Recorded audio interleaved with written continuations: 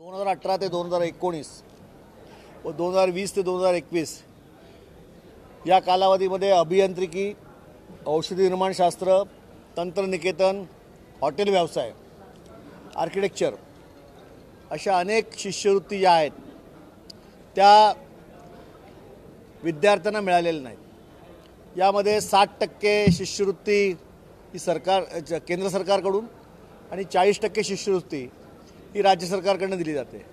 परंतु संस्था चालक हे कोर्टात गेल्यामुळे ही केंद्राकडून आलेली शिष्यवृत्ती ही विद्यार्थ्यांना मिळू शकली नाही।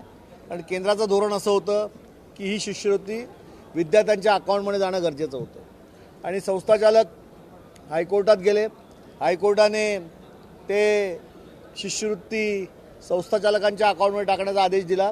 त्याच्या विरोधात केंद्र सरकार सुप्रीम कोर्टामध्ये गेलं आणि सुप्रीम कोर्टाने पुन्हा एकदा हायकोर्टाकडे पाठवलं। हायकोर्टाने पुन्हा एकदा ही शिष्यवृत्ती जी आहे ती विद्यार्थ्यांच्या अकाउंटमध्ये टाकण्याचे आदेश दिले।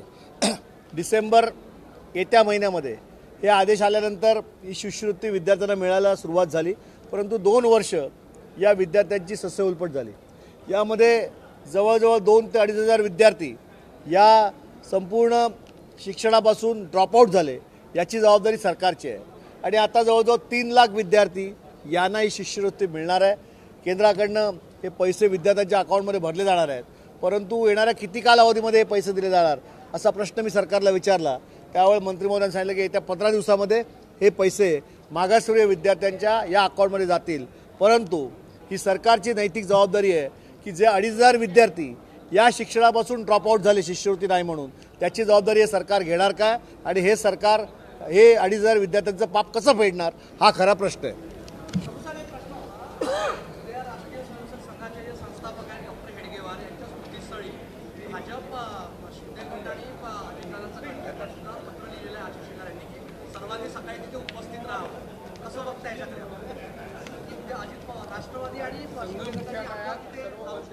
आता असं आहे की शिंदे काय आणि अजितदादा पवार गट काय हे पूर्णपणे भाजपवासी झालेले आहेत आणि भारतीय जनता पक्ष हे राष्ट्रीय स्वयंसेवकांच्या अजेंड्यावर चालतं आणि त्यामुळे त्यांनी ते पत्र लिहिलेलं आहे।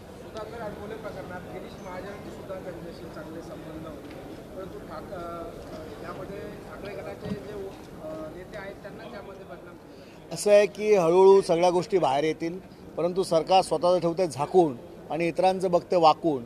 अशा पद्धतीने हा सगळी चौकशी सुरू आहे।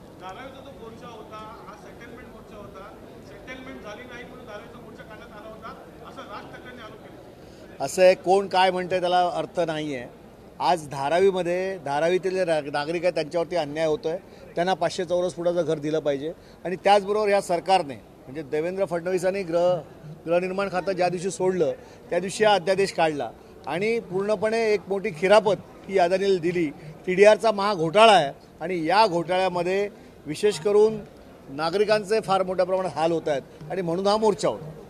पुरेसं संख्याबळ नसल्याने राज्यसभा आणि विधान परिषदेत उमेदवार निवडून आणण्यासाठी पवार गटाला आणि ठाकरे गटाला आता कुठेतरी कसरत करावी लागणार आहे अशी माहिती आहे। असे बातम्या काही होत पण शेवटी शिवसेना, पवार गट आणि काँग्रेस आम्ही सगळे मिळून महाविकास आघाडी म्हणून मजबूत आहोत।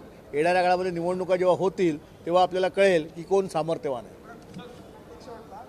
विधिमंडळाच्या 25 समित्यांचं कामकाज गेल्या 1.25 वर्षापासून स्थगित आहे, त्यामुळे या सगळ्याच गोष्टींवर आता टीका होईल। असं आहे की हे बेकायदेशीर सरकार आहे। सरकारची स्थापनाच ही बेकायदेतून झालेली आहे। त्यामुळे या विधिमंडळाच्या समित्या काय किंवा होणारं कामकाज काय हे बेकायदेशीर आहे।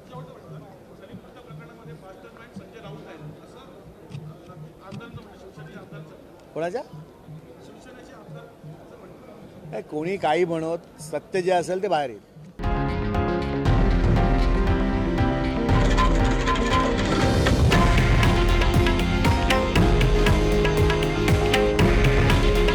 हे आहे देशातील नंबर 1 न्यूज नेटवर्क आणि आपण पाहत आहात TV9 मराठी।